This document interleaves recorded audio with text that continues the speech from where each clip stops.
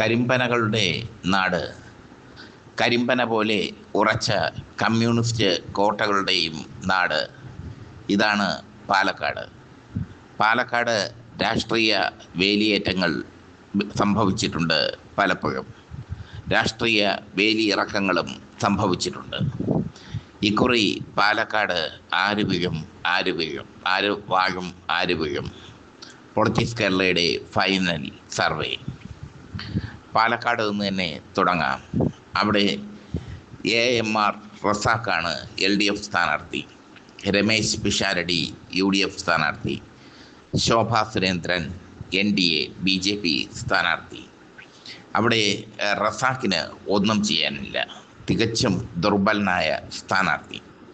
രമേശ് പിഷാരടിയും ശോഭാ സുരേന്ദ്രനും തമ്മിലാണ് പ്രധാന മത്സരം. അവിടെ ശോഭാ സുരേന്ദ്രൻ വിജയിക്കും എന്ന് തന്നെയാണ് പൊളിറ്റിക്സ് കേരളയ്ക്ക് ലഭിക്കുന്ന റിപ്പോർട്ട്, പൊളിറ്റിക്സ് കേരളയുടെ സർവേയിൽ തെളിയുന്നത്.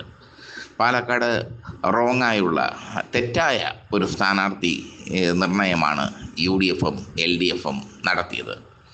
ഡോക്ടർ P സരനെ തന്നെ വീണ്ടും മത്സരിപ്പിച്ചിരുന്നുവെങ്കിൽ മത്സരം കടുപ്പിക്കാൻ LDFന് കഴിയുമായിരുന്നു.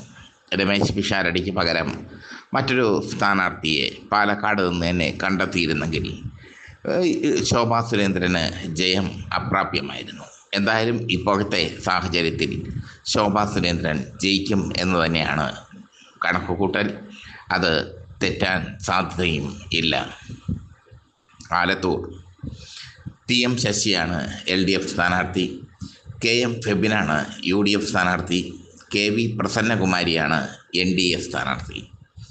അവിടെ TM ശശി, LDFിലെ TM ശശി വിജയിക്കും. ഇനി നെന്മാറയാണ്. നെന്മാറ K പ്രേമനാണ് LDF സ്ഥാനാർത്ഥി, A തങ്കപ്പൻ UDF സ്ഥാനാർത്ഥി, NN അനുരാഗ് NDA സ്ഥാനാർത്ഥി. അവിടെ K പ്രേമൻ വിജയിക്കും, മണ്ഡലം നിലനിർത്തും. ഇനി ചിറ്റൂരാണ്. ചിറ്റൂര് അഡ്വക്കേറ്റ് V മുരുകദാസാണ്. മന്ത്രി കൃഷ്ണൻകുട്ടിയുടെ ചിറ്റൂരിൽ ഇത്തവണ മത്സരിക്കുന്നത് അഡ്വക്കേറ്റ് V മുരുകദാസാണ്. അഡ്വക്കേറ്റ് സുമേഷ് അച്യുതനാണ് എതിർ സ്ഥാനാർത്ഥി. പ്രാണേഷ് രാജേന്ദ്രനാണ് BJP സ്ഥാനാർത്ഥി. അവിടെ UDF അട്ടിമറി വിജയം നേടും. സുമേഷ് അച്യുതൻ വിജയിക്കും എന്നാണ് പൊളിറ്റിക്സ് കേരള സർവേയിൽ തെളിയുന്നത്. ഇനി തരൂരാണ്. തരൂര് PP സുമോദാണ് LDF സ്ഥാനാർത്ഥി, KC സുബ്രഹ്മണ്യനാണ് UDF സ്ഥാനാർത്ഥി, സുരേഷ് ബാബു NDA സ്ഥാനാർത്ഥി. അവിടെ മാറ്റമൊന്നും ഉണ്ടാകാൻ പോകുന്നില്ല. LDF മണ്ഡലം നിലനിർത്തും PP സുമോദിലൂടെ.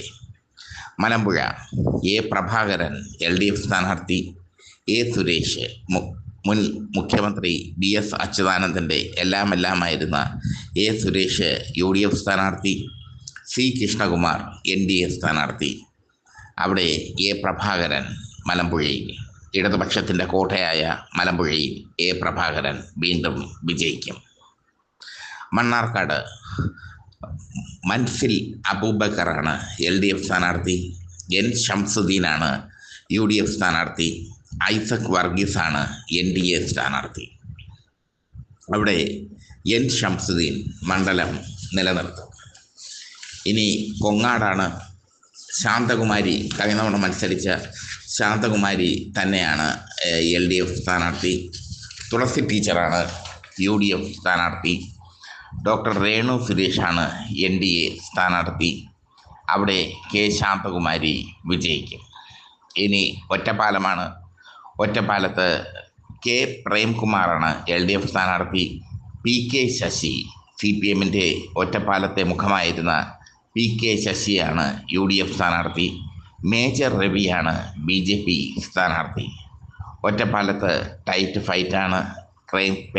K പ്രേംകുമാറും PK ശശിയും തമ്മിൽ. എങ്കിലും പ്രേംകുമാർ തന്നെ അവിടെ ജയിച്ചു കയറും. ഷൊർണൂറാണ്. P മമ്മിക്കുട്ടിയാണ് LDF സ്ഥാനാർത്ഥി, P ഹരിഗോവിന്ദനാണ് UDF സ്ഥാനാർത്ഥി, ശങ്കുട്ടി ദാസാണ് NDA സ്ഥാനാർത്ഥി. ഷൊർണൂറിൽ P മമ്മിക്കുട്ടി മണ്ഡലം നിലനിർത്തും. ഇനി പട്ടാമ്പിയാണ്. മുഹമ്മദ് മുഹ്സിനാണ് LDF സ്ഥാനാർത്ഥി, T PP ഷാജിയാണ് UDF സ്ഥാനാർത്ഥി, P മനോജാണ് NDA സ്ഥാനാർത്ഥി. അവിടെ മുഹമ്മദ് മുഹ്സിൻ മണ്ഡലം നിലനിർത്തും. ഇനി തൃത്താലയാണ്.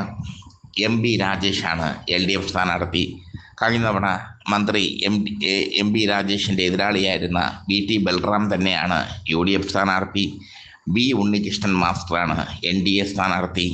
അവിടെ MB രാജേഷിനെ VT ബൽറാം തോൽപ്പിക്കും എന്നാണ് പൊളിറ്റിക്സ് കേരള സർവേയിൽ പറയുന്നത്.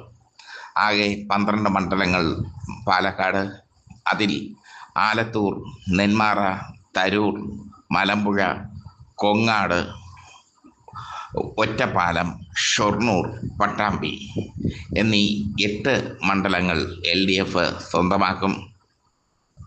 മണ്ണാർക്കാട്, ചിറ്റൂർ, തൃത്താല എന്നീ 3 മണ്ഡലങ്ങൾ UDF സ്വന്തമാക്കും.